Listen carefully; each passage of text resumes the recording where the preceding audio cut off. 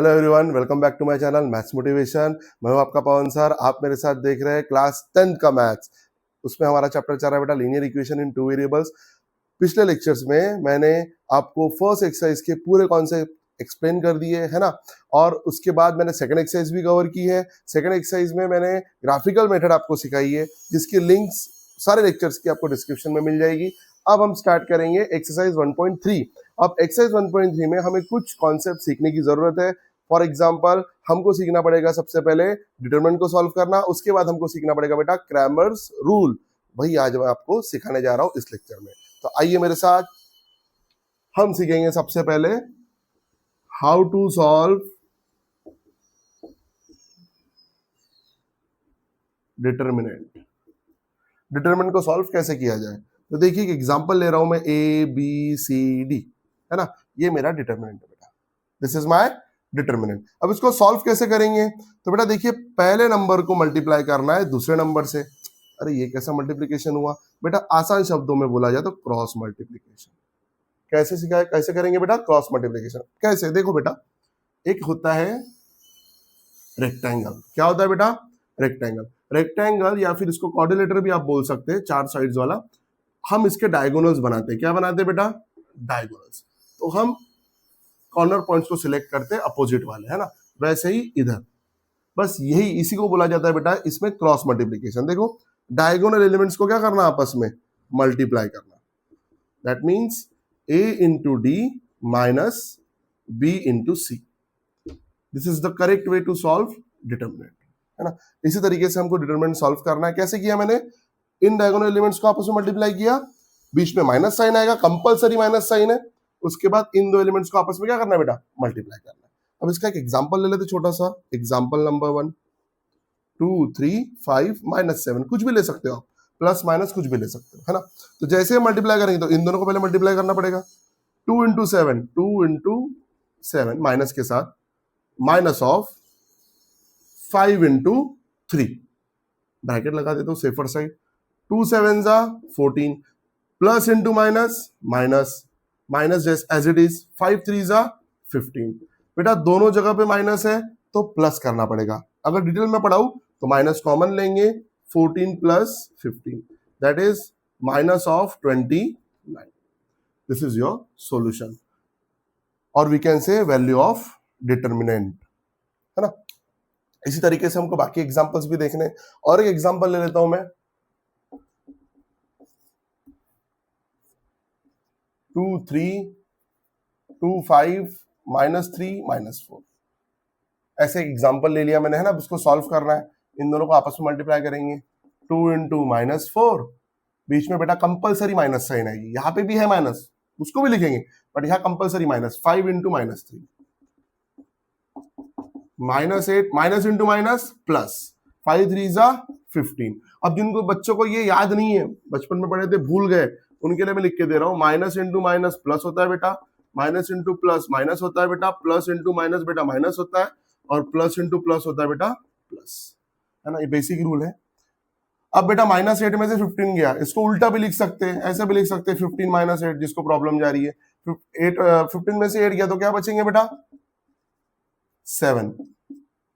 क्या बचेगा बेटा? 7। तो ये एग्जांपल से बेटा प्लीज स्क्रीनशॉट ले लीजिए और नोट्स बना लीजिए। तो बच्चों ये हमने सीखा है 2 क्रॉस 2 के डिटरमिनेंट को सॉल्व करने का तरीका। अब थोड़ा सा मैं कॉन्सेप्ट से बाजू में हटके थोड़ा डिटेल में जाने की कोशिश करूंगा कि ये डिटरमिनेंट होता क्या है, और ये 2 क्रॉस 2 का मैंने डिटरमिनेंट ही क्यों बोला है इसको, है ना। आइए देखते हैं। तो बेसिकली होता क्या है बेटा, ए बी सी डी जो मैंने लिखा था, ये मॉड के जैसे साइंस को बेटा जब हम 4 डिजिट्स के साथ लिखते हैं तो इसको डिटरमिनेंट बोला जाता है ना। अब डिटरमिनेंट बेसिकली होता क्या है, रो होता है। जो हॉरिजॉन्टली हम डिजिट्स लिखते हैं बेटा उनको रो बोला जाता है। तो ये है R1 और ये है R2, रो 1 रो 2। और वैसे ही इसमें 2 कॉलम्स होते हैं बेटा, जो वर्टिकली हम डिजिट्स लिखते हैं उनको कॉलम्स बोला जाता है। ये है C1 C2, means column 1 column 2। इस तरीके से बेटा डिटरमिनेंट को रिप्रेजेंट किया जाता है। अब मैंने आपको ऑर्डर बताया 2 क्रॉस 2। अब ये ऑर्डर क्या चीज है, तो बेटा ध्यान से देखिएगा, तो यहाँ पे साइड में लिखा जाता है ये चीज, जो कि मैट्रिक्स में भी रहता, मैट्रिक्स वर्ड यूज कर रहा हूं, मैं डिटर्मिनेंट वर्ड यूज कर रहा हूं, ऑर्डर वर्ड यूज कर रहा हूं, ये बेटा सब 11th स्टैंडर्ड का कॉन्सेप्ट है, वो हम किसी दिन सीखेंगे। अब थोड़ा सा जो आपकी काम की चीज है वो मैं आपको बता देता हूं, है ना, छोटी छोटी लिटिल लिटिल। देखिए क्या होता है, ये होती है बेटा फर्स्ट रो, ये होती है बेटा सेकंड रो। तो नंबर ऑफ रोज कितनी है बेटा 2, तो यहां लिखेंगे हम m cross n first of all. अब m stand for number of rose, n stand for number of columns, है ना। अब नंबर ऑफ रो कितनी है बेटा 1 2, तो यहां लिखेंगे 2। नंबर ऑफ कॉलम्स कितने बेटा 1 2, तो यहां लिखेंगे 2। तो इसका ऑर्डर हो जाएगा बेटा 2 cross 2। Basically m cross n जो है बेटा ऑर्डर ऑफ डिटर्मिनेंट, इसको बेटा बेसिकली ऑर्डर ऑफ मैट्रिक्स भी बोला जाता है। मैट्रिक्स का ही एक पार्ट होता है डिटर्मिनेंट, जो हम किसी दिन सीखेंगे डिटेल में, मैं वहीं आपको पढ़ाऊंगा, डोंट वरी। बट अब फिलहाल के लिए हमको ये एक्सरसाइज कंटिन्यू करना है, तो ये बेसिक नॉलेज आप अपने ध्यान में रख लीजिए, है ना। प्लीज स्क्रीनशॉट ले लीजिए बेटा।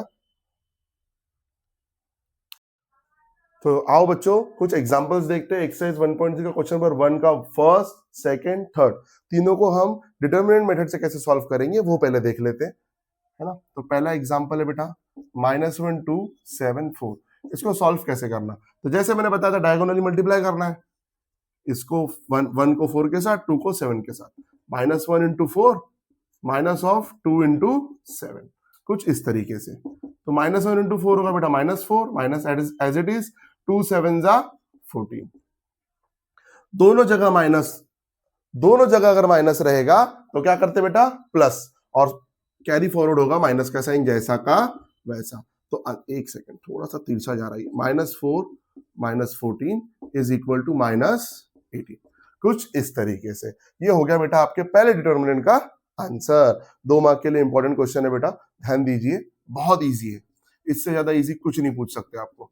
3 0 इक्वल्स टू, ये सेकंड क्वेश्चन है बेटा, जैसे कि मैंने बताया क्रॉस मल्टीप्लीकेशन, इसको इसके साथ एंड -7 को 3 के साथ, तो 5 इंटू 0 आ जाएगा बेटा, माइनस ऑफ -7 इंटू 3, बेटा 5 इंटू 0 हो जाएगा 0, माइनस इंटू माइनस प्लस, 7 3 जा 21, ये हो गया बेटा आपका आंसर 21। इसी के साथ बेटा तीसरा एग्जांपल जो कि फ्रैक्शन में है, आपको घबराना नहीं है, फ्रैक्शन से डरना नहीं है, बहुत इजी हो जाता है वो। 3/2 1/2, इस तरीके से कोई क्वेश्चन है। अब देखो बेटा कैसे करेंगे, डायगोनली इसको इसके साथ and this multiply by this. तो कैसे करेंगे बेटा 7/3 into 1/2 minus as it is 3/2 into 5/3, जैसे का वैसा। अब इसको मल्टीप्लाई करेंगे। अब बेटा मल्टीप्लाई करते वक्त एक चीज ध्यान रखना, अगर कोई नंबर कैंसल आउट हो रहा है, डिनोमिनेटर न्यूमरेटर में सेम है तो कैंसिल करना, तो बेसिक रूल न्यूमरेटर को मल्टीप्लाई करना न्यूमरेटर के साथ, डिनोमिनेटर को मल्टीप्लाई करना बेटा डिनोमिनेटर के साथ। 3 2 जा 6, as easy as that, minus as it is. देखो यहां न्यूमरेटर में 3 है, यहां डिनोमिनेटर में 3 है, कैंसिल कर दीजिए, क्या बचेगा 5/2। इस तरीके से भी कर सकते हैं। अगर किसी को ये मेथड समझ में नहीं आ रही तो बेटा मैं इसको बेटा की दूसरी मेथड बताता हूं आपको, देखिए बहुत इजी है। 3 एज इट इज, 3 जैसा का वैसा, 5 3 जा 15, 3 2 जा 6, बेटा बेस हो गया सेम, बेस से हमारा मतलब था डिनोमिनेटर, डिनोमिनेटर सेम हो गया बेटा, तो हम माइनस कर सकते हैं। 7 माइनस 15 डिवाइड बाय 6, बेटा 15 में से 7 गया, कितने बचेंगे बताओ, काउंट करो, मेरे ख्याल से बेटा बचना चाहिए -8/6, और दोनों बेटा 2 के टेबल से डिवाइड हो सकता है, तो मैं यहां पर करता हूं डिवाइड बाय 2, यहां पे भी करूंगा divide by 2, that is -4/3, final solution, है ना। Please take a screenshot.